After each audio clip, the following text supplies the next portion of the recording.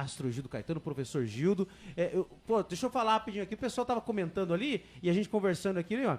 A Célia só comentou lá, minha primeira escola era onde é a delegacia hoje, e tinha o teleférico do lado, olha que chique, faz parte da história de Pirapora também aí, ó. O Paulo Henrique comentou lá, é muito possível que estejamos a caminho da terceira guerra Ucrânia versus Rússia e principalmente Israel versus Hamas. O fechamento do Mar Vermelho como rota comercial vai criar muita turbulência mundial que pode movimentar ofensivas da América do Norte e Europa. Uma coisa que tem que ficar clara é que a Israel do século XXI não é a Israel da Bíblia. E mesmo terreno, mas não é a mesma cultura. Tem gente que vai contra ou apoia por conta desse equívoco. Exatamente, tá certo. Por quê? Não faz um canal de cortes. Separar esses trechos da conversa num vídeo e a parte seria mais... a parte seria mais. Só colocou mais. A gente já faz os cortes aqui, ô Paulo? A gente faz os cortes aqui, o programa aqui é ao vivo, depois eu corto durante a semana e vou colocando os cortes durante a semana, tá? Se acompanhar lá no nosso canal no YouTube, Programa Fora do Lugar no YouTube, assina lá e aí você vai ver os cortes lá do programa lá, tá certo? Durante a semana eu vou cortando e vou colocando esses trechos aqui separados lá, beleza? Valeu! E aí ele continuou aqui.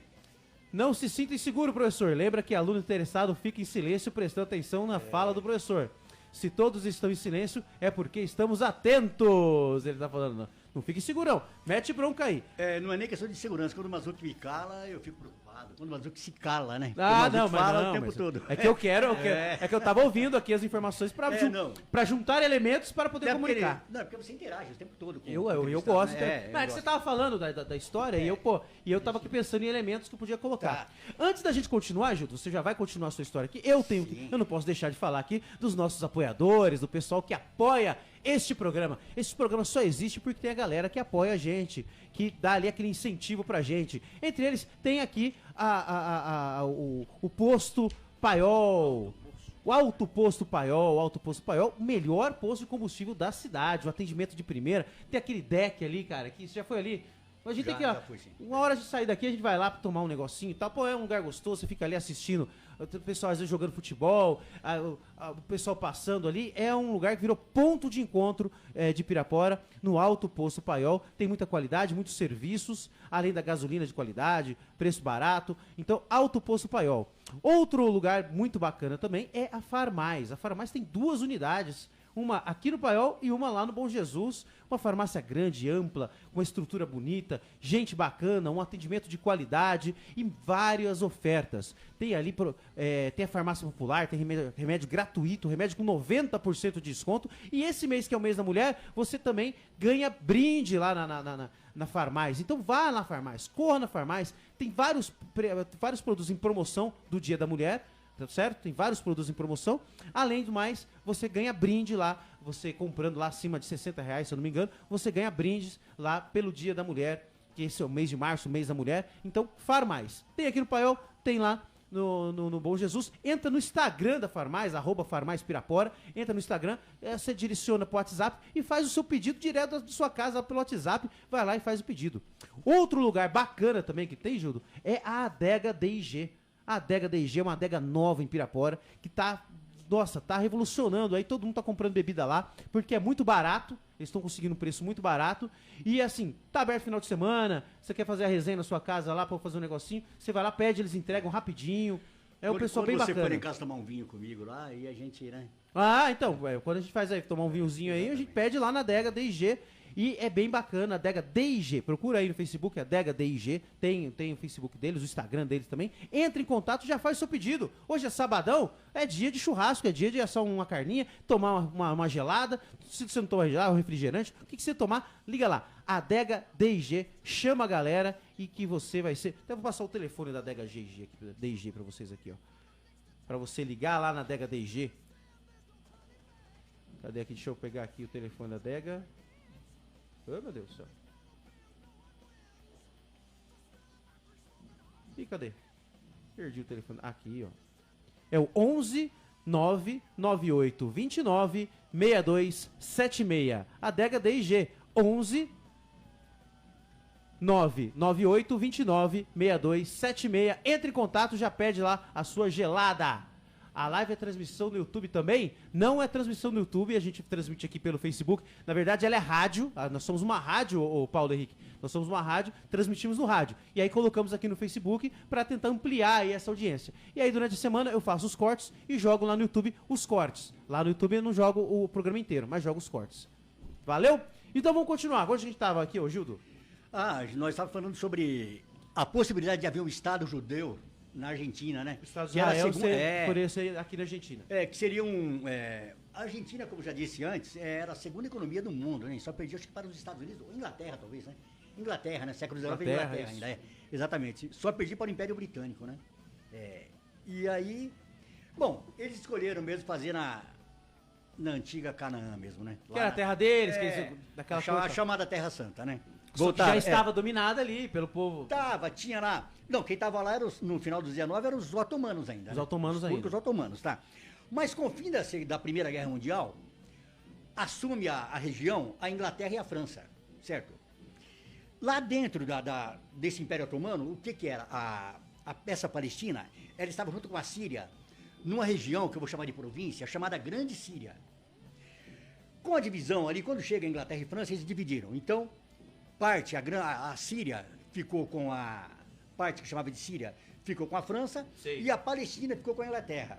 Lembrando que a Inglaterra já havia prometido um Estado judeu e um árabe, né? Então começa, aí tinha que se virar depois para arrumar um Estado árabe também, né? Ou um judeu, né? Bem, em 1929, aí há certos conflitos ainda, mas nada tão grave. Em 29... na Primeira Guerra eles não resolveram isso, né? Eles estavam em movimento, eles queriam fazer tal. Entendeu? Teve o conflito da Primeira Guerra e aí mesmo deixaram o quê? Falaram, não, mais pra frente a gente vê. Mais pra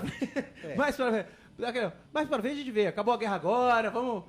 Aí na Segunda Guerra, com o final da Segunda Guerra, porque a Segunda Guerra foi mais impactante ao povo judeu, né? Então impactou diretamente o povo judeu. Sim, e aí eles não tiveram como voltar atrás, falando, agora a gente vai ter que resolver a situação. Mas em 29, né? Eu saí daqui onde eu estava. Em 29, por exemplo, o que acontece? Um conflito por causa do Muro das Lamentações, tá? Sim. Me parece que os judeus queriam um acesso para o Muro das Lamentações e eles também tinham a mesquita deles, o Domo da Rocha, né? E houve a confusão. Mortos dos dois lados, centenas de mortos dos dois lados nesse conflito, tá? Tanto judeu quanto os árabes palestinos, né? Morreram os dois lados, muita gente e tal. Bom, o jeito então era fazer um estado para os dois, né? E fizeram o Estado judeu em 1948. Inclusive, um fato que pouca gente sabe. Pós-guerra.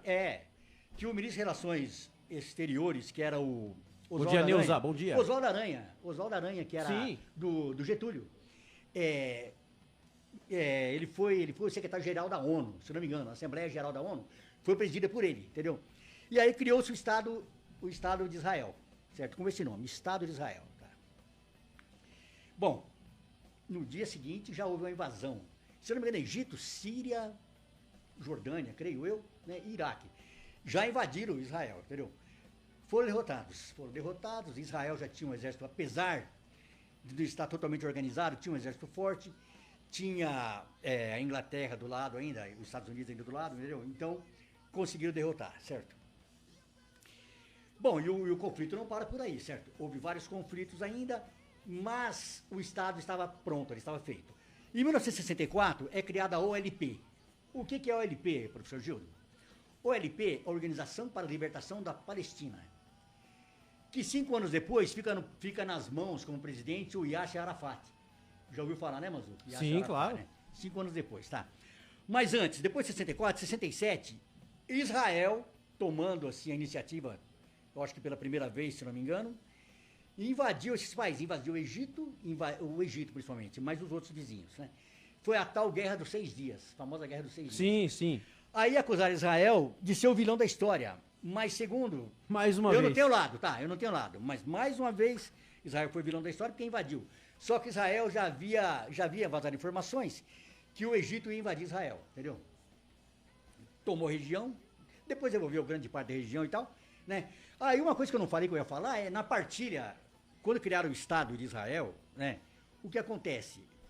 ficou 54% do lado de Israel e 45%, se não me engano, 45% com o lado palestino, tá? Faixa de Gaza e uma parte lá. 45%, certo?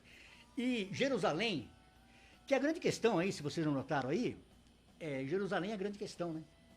Eu acho que é a principal questão. Porque é o ponto ali, o o cidade centro. sagrada o centro né? O centro ali desse conflito é Jerusalém, por causa da mesquita, Sim, do domo. por causa né, do é mais muro, conflito né, religioso mesmo, né? Por questão da fé, é. eles querem tomar. Tem muito mais coisa por trás disso, além do conflito religioso. Não, hoje é mais político, hoje E a tem gente mais sabe político, que né? quem vende armas para Israel Sim. e quem vende armas para os palestinos, os terroristas e tudo mais, né? Entendeu? Então é muito maior do que isso. Hoje tem uma questão mais política, comercial ali e tal. Exatamente. Tá. Dos senhores da guerra. Então, mas como eu havia dito, em 64 a OLP é criada, Organização para a Libertação da Palestina. Israel invade em 67 Egito, Síria e os países vizinhos. Derrota a Guerra dos 6 Dias, derrotou todos, entendeu? Já tinha um super exército. Se não me engano, Israel é o quarto exército mais poderoso do mundo, tá? Israel tem uma coisa muito bacana que eu gosto de Israel, porque desde que eles se instalaram ali, eles fizeram um exército e a estratégia deles é uma estratégia que o pessoal considera uma estratégia de guerrilha, porque o que acontece? Eles não podem recuar. Porque o espaço deles já é curto, o território deles é pequeno. Então eles não podem recuar. Então se eles são atacados, se eles são invadidos, eles têm que avançar. Tem. Então é muito interessante o que eles fazem. Eles não se acuam, eles têm que avançar, porque não é porque se eles se acuarem, acaba o espaço, eles morrem. Então eles têm que sempre estar avançando. Então por isso que o pessoal reclama, você fala, não, mas pô, Israel tá atacando Hamas, eles estão atacando, eles não param o ataque. Fala assim, eles não podem parar de atacar, porque se eles recuam, qualquer ataque que eles têm, eles recuam, eles vão perdendo território, vão perdendo domínio. E porque ele é um espaço muito pequeno. Sim. Então a estratégia deles é sempre ir o Estado cima. de Israel, para quem conhece um pouco do Brasil, do mapa do Brasil, tem mais ou menos ali, eu creio que só que é 21 mil quilômetros quadrados, alguma coisa assim. O tamanho do Estado de Sergipe, mais ou menos, tá? E você, interessado um pouquinho mais nesse conflito, observa o mapa. Todos os países ali são inimigos de Israel, tá?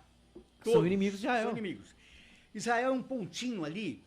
E a faixa de Gaza no meio deles. E a faixa de Gaza tá ali. Né? Cercado de inimigo e no meio tem inimigo também. É impressionante. Mas como sobrevive. Não, mas Gaza tem a liberdade. Eu sei que é um lugar super populoso, né? Tem a liberdade de escolher lá. Tanto escolheram o Hamas como os governantes, né? Como ter liberdade de trabalhar em Israel. Os caras eles atravessam o trabalho ali. Preferem até trabalhar. Muitos preferem como trabalhar. Como eu disse antes, o muçulmano ele pode atravessar ali a fronteira e ir ali para Israel. Normal, trabalho normal. Ninguém nem vai perguntar nada para ele. Do contrário, não pode. Mas entendeu? o problema ali, Júlio, não é que a gente tem que sempre deixar claro. Esse dia a questão ficou política, cara. E aí, o pessoal, por política, por ideologia política, quer defender umas coisas que é indefensáveis. Ninguém é contra o povo palestino. O povo não, claro. O povo palestino não. O Hamas é um grupo terrorista. Aí, quando os caras postam, por exemplo, assim, falando, não, porque... Eu vi lá que o Lula falou que os caras começaram um genocídio do povo palestino, né? E aí teve gente... Aí na terra... como é que é o nome lá? Na terra... como é que é o nome do cara? O líder lá de Israel, lá que eu esqueci o nome dele agora. Benjamin Netanyahu. Benjamin Netanyahu, isso aí. Ele falou, tornou o Lula persona não grata lá em Israel. Aí, teve gente... Cara, isso é tão imbecil, cara. Aí teve gente que foi lá e colocou assim... Jesus Cristo falou assim, não se preocupe, eu também já fui pessoa não grata em Israel. Tal. Tem uma diferença muito concordando com que, não, Lula tá certo mesmo. Meu, não é. O Hamas é um grupo terrorista, cara. É um grupo terrorista, não tem como. Não tem como você defender começou o conflito. E começou esse conflito. Não, além disso, o conflito já existia, mas eles Mazuki, começaram o conflito. Mazuki, mas é um povo terrorista. Como é que você vai defender uns caras que é um grupo terrorista? Não é o povo palestino. O Israel já fala mesmo que eles não são contra o povo palestino, eles querem viver em paz com o povo, eles querem acordo com. Mas com o Hamas não dá, os caras, no estatuto dos caras tá lá, exterminar o povo judeu. Todos os acordos de paz entre Israel e os palestinos, Israel aceitava os acordos. Seja o presidente americano que fosse mediando a situação, eles aceitavam, só que o outro lado nunca aceitava, né? Não, agora, essa semana teve, eles procuram... Mas você sabe que tem gente que ganha com essa guerra. Tem Que vai gente ter o ganhando, Ramadã. vendendo armas, Então, sabe? É interessante isso aí, meu. mas agora eles vão entrar no Ramadã, né? Vão entrar lá É. no feriado do palestino lá. E o que acontece? Eles vão... Ele falou, não, tem que ter um cessar-fogo. Tem que ter um cessar-fogo, Israel tem que fazer um cessar-fogo. Israel falou assim, não, beleza.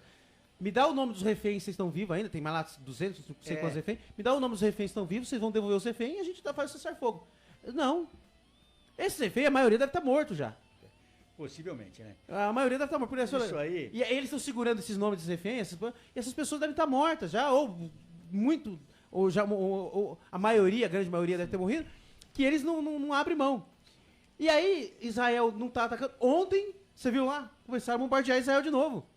Aí, os caras pedem, ó, tem que ter um cessar-fogo, beleza? Vamos fazer um cessar-fogo? Tá falando, não, então, ó, vamos negociar, toma a bomba. Aí os caras loucos, velho, os caras não tem negócio. Ou cessar fogo, só de um lado, né? Vocês estavam falando da parte de ter gente que defende isso, né? Mesmo tendo toda a atitude que está tendo por parte do Hamas, de tudo que eles têm feito. Mas eu acredito que isso a ideologia ela é tão grande que as pessoas elas não defendem a causa que o Hamas defende, mas elas, só por ser contrária à ideologia deles, entendeu? falam, Israel não joga no meu time, então tem que jogar contra. Então não Não. importa o que o Hamas faz, eu vou apoiar. E aí eles fazem isso. A gente tem um presidente imbecil, tá lá na presidência, né? Ganhou, fazer o quê? Tá lá, é democracia, ganhou. Mas é um imbecil que fala uma bobagem, que nem esse cara falou, e aí a galera, pra defender o cara, defender o indefensável, se submete a falar umas barbaridades que você mesmo fala, meu, isso aqui não tem como.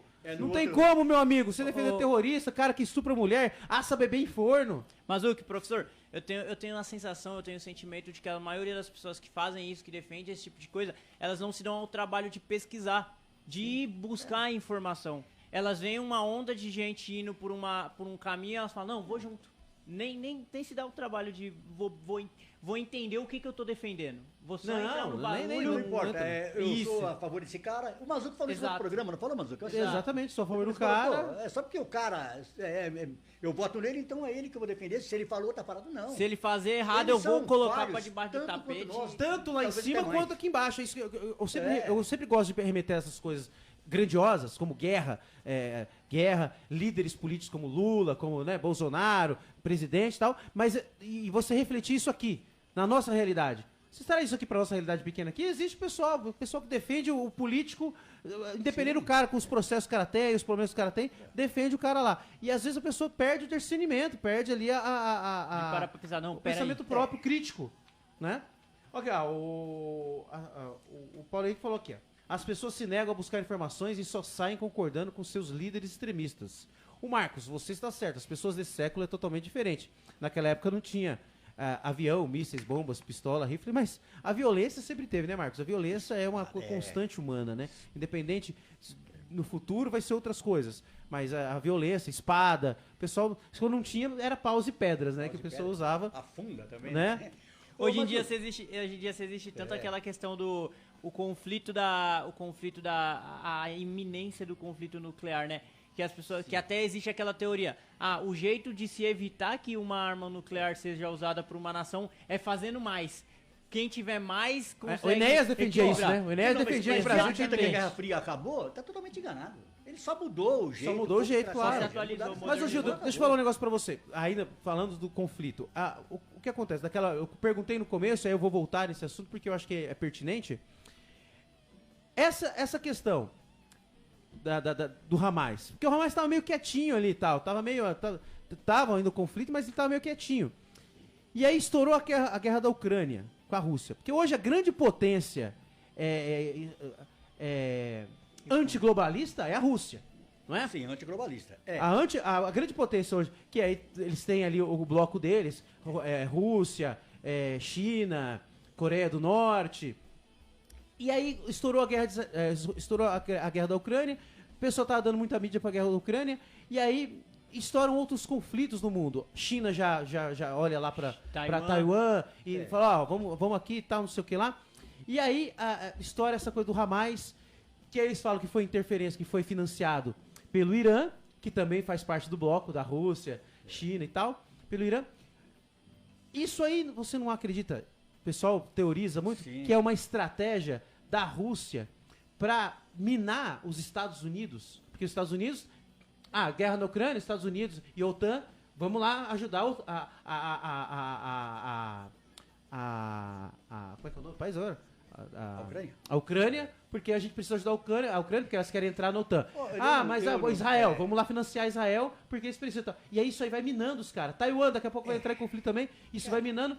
Quando eles... Existe será que existe algo por trás? Você fala, vamos minar os Estados Unidos, que é a maior potência, e aí vamos minar os países da OTAN, e aí depois a gente... Você acha que existe uma iminência de uma terceira guerra mundial? Eles enfraquecer os inimigos para que numa terceira guerra mundial eles se sobressaiam? Sim, eu acho que existe, sim. Você acha que tudo isso está ligado? Todos esses conflitos? Estão sempre ligados. E é o seguinte, por exemplo... Teoria da conspiração aqui, hein? Teoria da conspiração. Estados Unidos é mais Israel. Embora eu já expliquei que Israel não é tão, assim, capitalista como as pessoas acham, tá? Embora a economia seja capitalista. Né? Hoje em dia a gente briga muito aqui embaixo, não, eu sou comunista, eu sou liberal, né? Liberal capitalista. Certo. Eu sou anarcocapitalista, que é uma maravilha. Quem não conhece o anarcocapitalismo deveria conhecer. Só que é tão utópico quanto o socialismo, tá? Quanto o comunismo, tá? Tão utópico, mas é muito legal, cara. Muito assim, uma ideia, sabe? Seria assim uma ausência de governo, né? Onde as coisas seriam mais livres. Ausência total de Estado, entendeu? Embora, né, muitos defendem o Estado mínimo e outros acham que o Estado grande, né? E eu não defendo o Estado grande porque o Estado grande é pesar em cima do... O Estado grande que eu estou falando, gente, para quem não entende, eu não estou falando de tamanho territorial, tá? Estou falando do Estado grande, forte, cheio de autarquias, de funcionários, entendeu? Pesando impostos em cima do cidadão, tá? É isso que eu estou falando. Mas eu acho que tem tudo a ver sim, Mazu, que os Estados Unidos escolhem mais Israel, talvez escolham mais aí o Zelensky. Agora, o cara quando é de direita mesmo, tá? É conservador de direita, por exemplo, ou um liberal que também é de direita, né? No Brasil o liberal é chamado de direita também, né? Põe a gente na parede, porque é o seguinte, a Rússia vem com todo aquele governo centralizado, né? Toda aquela força daquele governo centralizado, né? Os palestinos também têm aquela ideia ainda mais centralizada na religião deles, na religião, né? Que força, é bem... Né? Entendeu? E contra o direito das mulheres, opressora, né? Não, que seria chamado de opressor e tal. E aí, outra coisa, põe a gente na parede porque é o seguinte, vem o Zelensky, e o Zelensky é um globalista, entendeu? E eu não sou a favor, eles querem fazer um governo global. Olha a questão da Europa, por exemplo. A Europa, né, ainda bem que a Inglaterra saiu, né? O Brecht inglês lá, né? Ele saiu. Sim, né? saíram da União. Mas olha só, um italiano, um francês, um austríaco, um sueco, eu nem sei se está no mercado comum lá na União Europeia, mas, bom, cada país escolhe o seu representante lá, certo? Seu presidente e tal, primeiro-ministro, tudo bem. Aí vem alguém acima que ele não escolheu, certo? E vai governar. Isso é forma de controle. E esse controle não é assim, não são, sabe, justamente os metacapitalistas, sabe? Os caras que mandam no mundo. Os caras que promovem aborto são os caras capitalistas. São capitalistas, você não sabia disso? Metacapitalistas, entendeu? Segundo Olavo de Carvalho e outros aí, né?